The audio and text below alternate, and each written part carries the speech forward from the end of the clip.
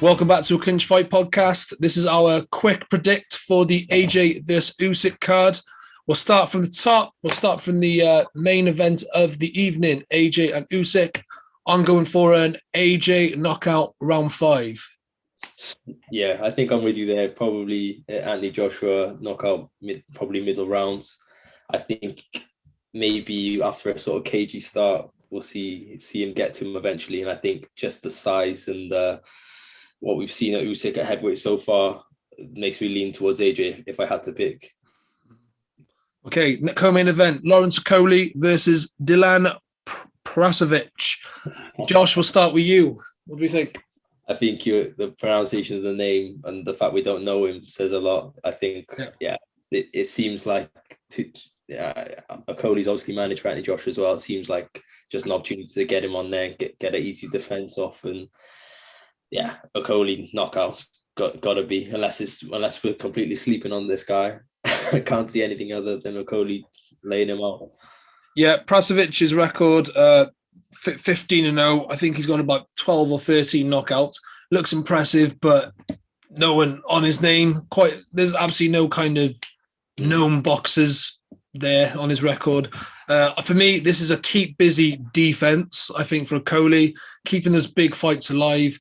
I think Okolie will not get him out of there in about 3 rounds, I would say, if I had to predict.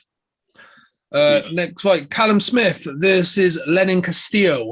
Callum Smith's light heavyweight debut. What are you saying, Josh? Yeah, I think it's good to see him go on to something better. I always wondered how he used to make super middleweight. You know, he's like 6'4", making 168, and he looks big when it comes to the ring, in the ring anyway. So I think this is very much a red carpet performance for him, just to introduce him to the light heavyweight scene. So again, I can't see anything else with him knocking what seems a bit of a randomer out, get the exposure on the AJ card, and then move on to the bigger light heavyweight fights. Yeah, I'm in agreement with you. I think this is a good introduction with Callum Smith, the light heavyweight division. Some big fights there, especially domestically. How interested he is in those domestic fights, I don't know. Maybe he wants to go straight into a world title fight. Be interesting to see how much he has left after the Canelo fight. I still think he's probably relatively still fresh. He hasn't had, I don't know if he's had too many wars, has he, prior to that Canelo fight? I think he'll get Castillo out in there probably about 5 rounds, I would say. I think they've given him this opponent to build some momentum at light heavy, and in about 2 or 3 fights, he'll either be in a big one with either a Boatti or a world title fight against a Bivol or something. So yeah, Callum Smith in 5 rounds, I'd say. Yeah, probably with you there. Okay, so we got Maxim Prodan versus Florian Marku. What we say, Josh? I don't know. I think this one's sort of gone under the radar a bit. For me, it's probably the most competitive fight, obviously, besides Usyk on the undercard. Yeah. For people who don't know, Prodan has a title. He's a bit of a sort of slick boxer from what I've seen. Mm-hmm. Marku's obviously got a lot of following, and he's been stirring the pot with a lot of the welterweights domestically. So I think it's a really good opportunity for him to make a stamp on the scene. I don't know how I feel about Marku. He's looked a bit ropey in some of his fights. Obviously, he had that weird draw, but I just feel like he'll probably, on the occasion, he'll rise to it. So if I had to pick, I'd probably say Marku and probably a knockout. Yeah, I'm also in agreement with you once again. Prodan's got quite a good record. He's 19-0, quite a lot, 15 knockouts as well. So that suggests he can also punch. Obviously, we all know Florian Marku. Those of you, obviously, who hardcore boxing fans anyway. Marku's 8-0, 1 draw, 6 knockouts.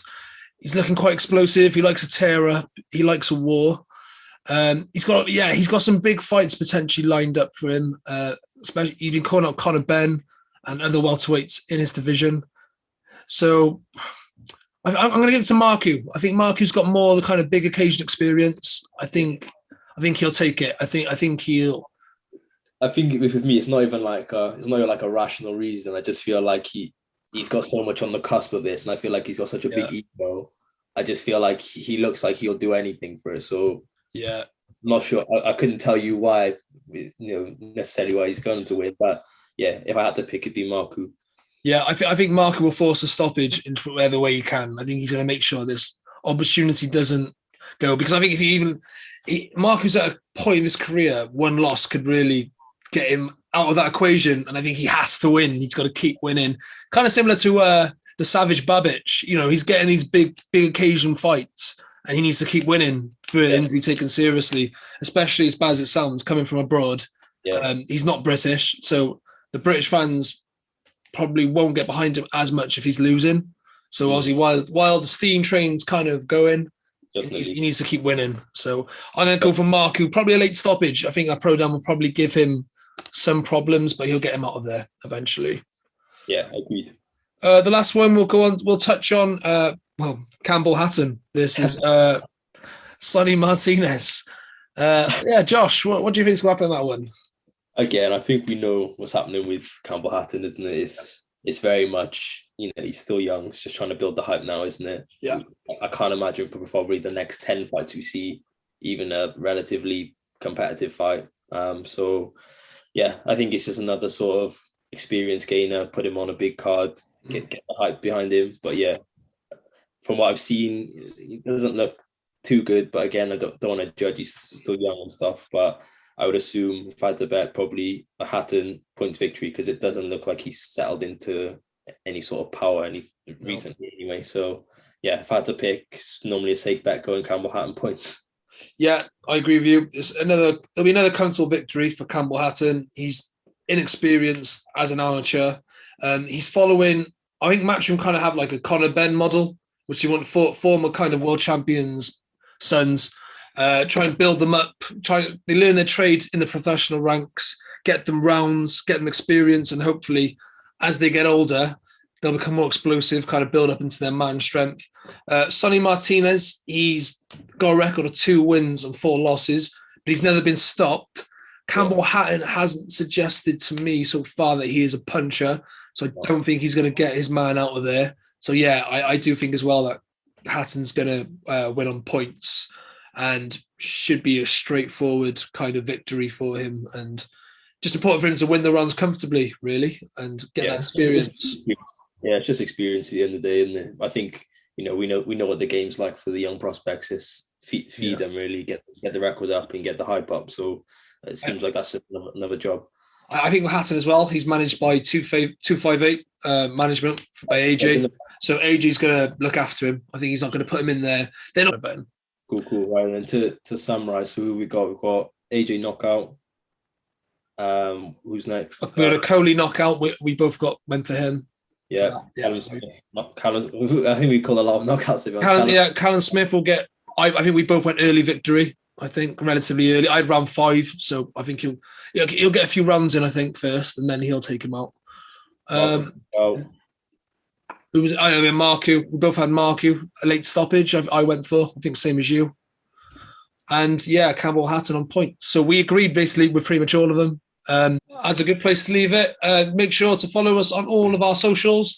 Hit that subscribe button, hit the like button, follow as many of our socials if you can through our link tree, and just support the journey and help us to grow. Cheers, guys. That's all.